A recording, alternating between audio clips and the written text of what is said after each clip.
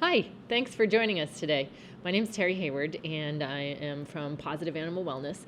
And I get a lot of questions in my inbox about behavior and training. So today I'm going to talk about one of the things that people frequently ask about, and that is how and why I might want to teach my dog to shake with their paw. So first of all, shake is not a behavior that I recommend as the number one thing to teach, contrary to what might be the popular belief there.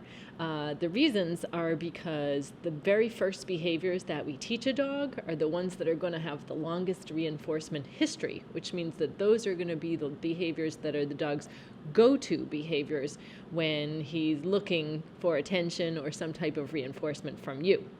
So the things that I recommend teaching first, and we'll probably talk about these behaviors in another video, but they are things like eye contact, a name recall, a default forepaws on the floor, or perhaps a hand target. However, I do believe that there's a time and a place to teach your dog to shake or provide their paw. And this is because a dog who voluntarily and cooperatively can give you his paw and can allow you to hold and manipulate his paw can have better results when you're working on things like husbandry and handling.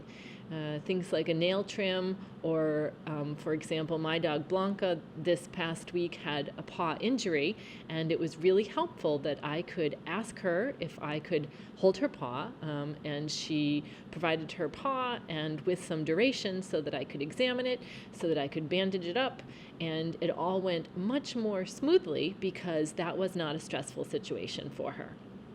So again, to recap, I would not teach a paw behavior as a first behavior, but I think it's an important and valid behavior to teach to establish, again, some trust and some communication with you and your dog down the line.